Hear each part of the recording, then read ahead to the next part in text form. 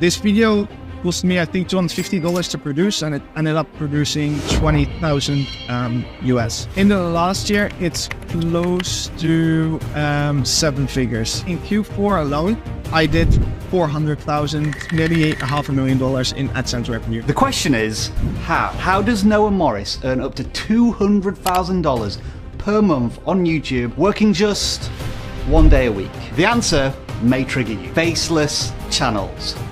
Welcome to the world of YouTube automation. From humble beginnings as a Minecraft creator earning no more than $100 per month of AdSense revenue, Noah now runs over 20 faceless channels and is barely out of his teens. Now, when it comes to YouTube automation and faceless channels, I will be the first to confess I am a complete noob. And in my humble opinion, of course, faceless channels have somewhat of a controversial reputation. So I spent an hour talking to Noah about his business model. And the thing I wanted to know most was, could it be done by complete beginners like me and you? Let me spoil that answer for you now.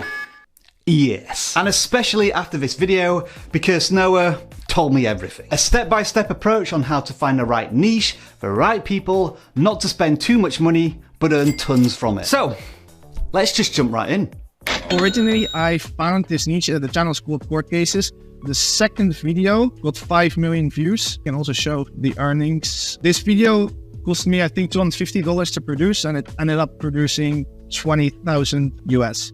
Okay, Noah, based on that information, I might just quit my job and start a faceless channel. But I'm gonna need a niche, right? Which are the best paying niches? For me, it's sports, celebrity content, crime-related content, and essentially everything that American people watch. And American audiences just have higher RPMs. So some of these channels, especially in Q4, can get insanely high RPMs. I'm talking sometimes $14 to $15 RPMs. So are there any standard techniques that you can teach us that will help us find niches like that? It's a very consistent process you have to get a hang of. So I would be every day going on YouTube Incognito and refreshing my homepage, and then pressing on the YouTube Cash Cow content. So YouTube would recommend me more YouTube Cash Cow content, and I would be able to find those new channels getting recommended. So that's one way I teach. Another way would be the keyword method, where I would input random keywords, like let's say basketball. I would go to most viewed and this month, and I would scroll through all the channels. I would actually use vidIQ to essentially look at the subscriber count, and I would look at the amount of views a channel would essentially have. And then when I found a channel that has a bunch of views, small amounts of subscribers, that would probably be a channel that started recently.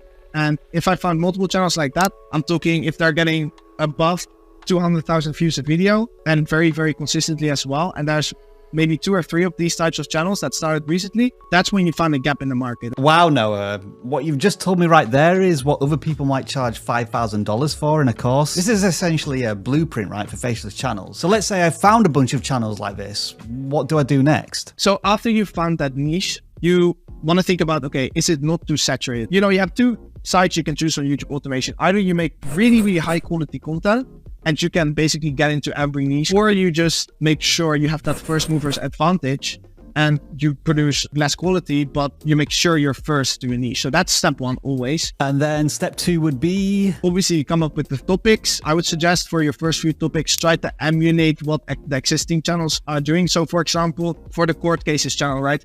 What I was doing is, obviously, I first looked at Courtroom, which is the channel I was emulating. But then I was thinking, okay, other than these topics from Courtroom, see if there's any other older related channels. So in this case, I was researching and I found out he was taking the topics, original topics from the A&E YouTube channel. So I started studying what videos did well in the past on the A&E YouTube channel, and which of those topics haven't been done by my competitors before. And I'll take those topics and put them on my own channels. Obviously, if you look at court cases, I even integrated the trend of Jeffrey Dahmer at the time. So you can get very creative with it, as long as your decisions on your channel are always backed by data. Normal YouTubers, they would usually create topics based on feelings. A lot of the times I see that happening, but you really want to make decisions based on data and what did well in the past. So I'm guessing at this point we're getting really close to the actual production of videos, is that right? So a lot of people always say, okay, go straight away to hiring a scriptwriter. This is not the case. You can definitely just start a YouTube channel and then eventually turn it into a YouTube automation channel. That's very, very doable. When someone's never done YouTube, I suggest they just start as a regular creator. The downside is very small. You get experience firsthand. I know very well how to video edit. I know very well how to script write. But if you've never done that before and you immediately start hiring, you're very disconnected with your team, right? So script the videos yourself, get an AI voiceover. They're getting really, really good now. And do the video editing yourself until you break even or you're making a profit, and then start outsourcing. Okay, so this is encouraging, Noah. You're essentially saying that anyone can start out with zero budget, and it might actually be the right way to do it to learn the craft. But what if I wanted to build out a team like you? What do I do? You want to find a team that carries the passion for you. Essentially, you don't only outsource the work, you also outsource the passion. Once you've identified your niche market, your topic, that's when you know who to hire. For scriptwriters, I highly recommend finding someone who is passionate about the subject. I would rather hire a scriptwriter who knows nothing about YouTube retention and who is very, very passionate than a scriptwriter who is like a retention nerd but knows nothing about, for example, crime documentaries or tennis. You need a scriptwriter that matches the target audience before you focus on retention, because retention is something you're able to teach someone, and passion you can teach. So when I search someone for a specific sport, I'll go into a Discord channel that has people who play that sport, and I'll ask, like, is there anyone interested in earning a little bit of money on the side? Or I'll contact people who run a blog about a specific sport. These are really good places to get those scriptwriters from. Do you have any specific advice on hiring voiceover artists and video editors? Voiceover actor doesn't really matter. Just try to find someone, again, that matches or appeals to your target audience. So if it's crime, find deep male voice. If it's gossip content, try to find a high-pitched girl voice. But your video editor doesn't necessarily have to have any affiliation with the niche or content itself. Just make sure they understand retention-based editing very, very well, that they're able to tell stories very well through finding the right clips to use online. What about thumbnails? Because we know a lot of creators struggle with this, faceless channel or not. The thumbnails at the start, I usually like to design myself, simply because a lot of thumbnail designers are great designers, but they're not good at understanding what makes an audience click. If you look at the Court Cases YouTube channel and you look at the thumbnails, they're not very complicated, but they got results. You first want to teach yourself, okay, what type of thumbnails do work here?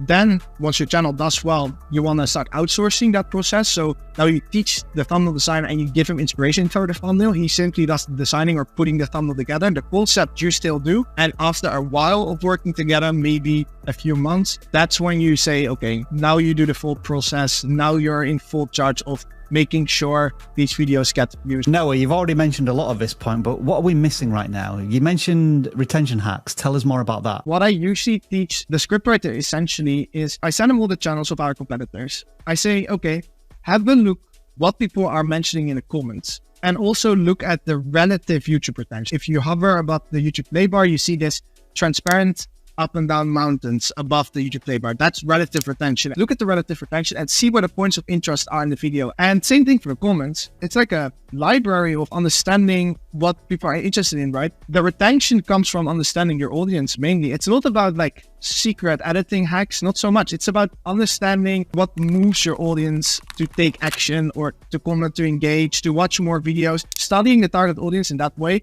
would be my biggest retention hack. All right, I feel like I'm suddenly pumped for faceless channels, and now thanks to you, I have all of the strategies to start. So what's the best case scenario? How much can you make from YouTube automation with faceless channels? In November of last year, I think I did around $200,000 in a month in YouTube AdSense revenue. And how much would you say on average it costs to start a faceless channel? Beginners, I would say it could probably take up to a month for them to get started. But for me personally, it takes about 2 weeks to start up a channel, to get that first video rolling, and maybe to get to that first 1,000 to 10,000 views. I would start seeing a return at video number 12. But let's say the average video cost would be $100. That would cost me like $1,000 to $100 to break even. For beginners, I would say $3,000, $3,500 of videos that are $100. So 35 videos, I think. What would you say is the hardest thing about YouTube automation? The hardest part would be a good thumbnail designer and a good added that. I mean, talking about lifting the lid on an entire YouTube industry, you've just got it all right there. And if you do want to learn more about faceless channels and YouTube automation, then follow Noah on Twitter. Link is in the description. Now, Noah mentioned that one of the key components of a faceless channel, or any video for that matter, is the editing of it. And it turns out there are 4 editing secrets that will help you hack retention. And this is how you do them.